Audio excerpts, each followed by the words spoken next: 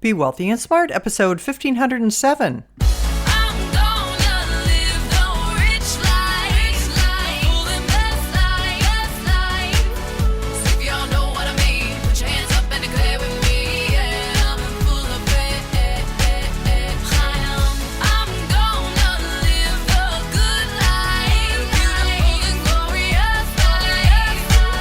Step into a world of wealth and financial freedom without budgets, boredom, or bosses on Be Wealthy and Smart. And now, here's your host, Linda P. Jones.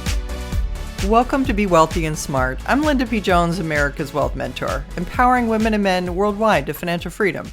On today's show, we're going to talk about why housing is unaffordable. For a long time, I've said buying a home can be one of the most important investments you make in your life. And there are some financial experts who disagree with that. Some of them don't call housing an investment, and some people think that houses should only be rented and not purchased. This is very different from years ago when the American dream was for everyone to own a home. But recently it's become unaffordable for many. And so I wanted to share with you this research that was done by Diana Olick about exactly how unaffordable today's housing market is and where it's getting worse. Prices in March were 39% higher nationally than they were in March 2019, pre-pandemic, according to the S&P CoreLogic Case-Shiller Index. While prices continue to gain, the supply crunch is finally starting to ease, but not at the right price points. Demand for housing is strong overall, but stronger on the lower, more affordable end of the market. That segment is still desperately undersupplied. As a result, home sales in the lower and middle price tiers continue to underperform the high-end market. A new report from the National Association of Realtors and Realtor.com breaks down affordability and supply, shedding light on exactly where the pain points are in the market. Affordability was determined by using standard underwriting guidelines for buyers using a 30-year fixed mortgage, where 30% of income is used for the monthly payment of mortgage, property tax, and insurance. For those earning between $75,000 and $100,000 annually, considered middle to upper middle income buyers, the supply of homes for sale that they could afford increased the most of any income group this year from a year ago. In March 2024, 20.8% of listings were within reach for these households, and by March of this year, that rose to 21.2%. But in March 2019, those same buyers could afford nearly half, or 48.8% of all active listings. In a so-called balanced market between buyer and seller, that group should be able to afford 48% of all listings, according to this report. Based on current inventory levels, the market would need roughly 416,000 more listings priced at or below $255,000 in order to be balanced, the study found. For those earning below $75,000 annually, the market has become even less supplied.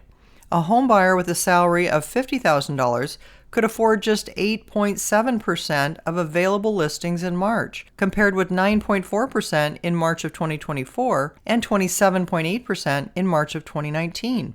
Higher income households have near total access to the housing market.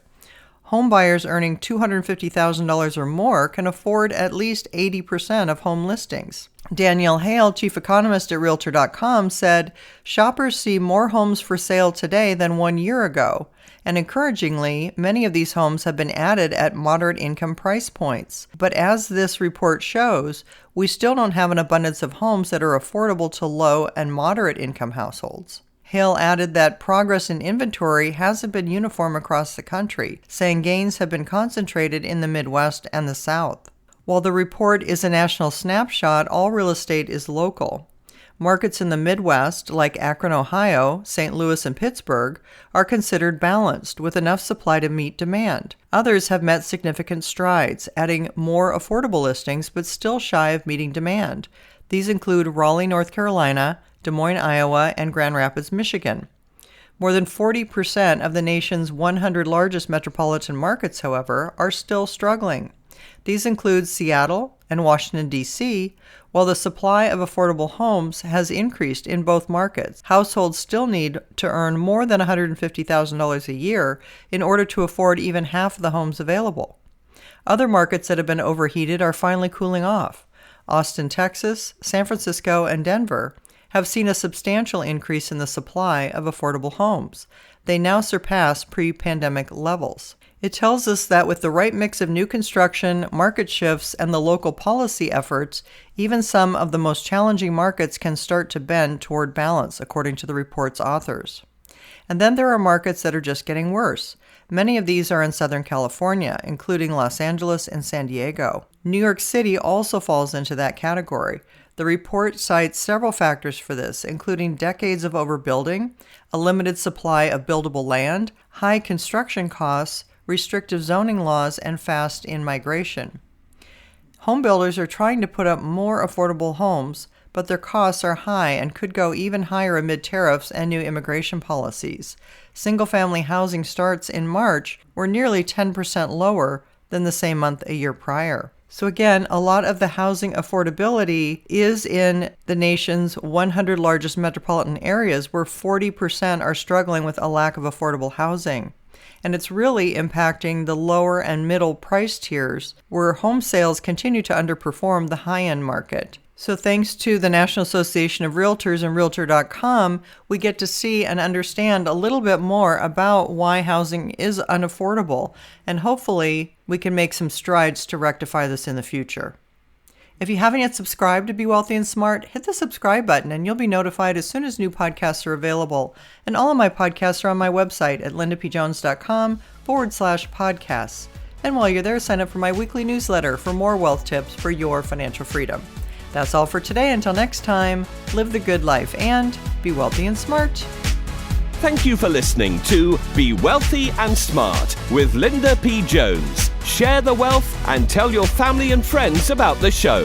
Check out our website, blog, and social media for more riches at www.bewealthyandsmart.com.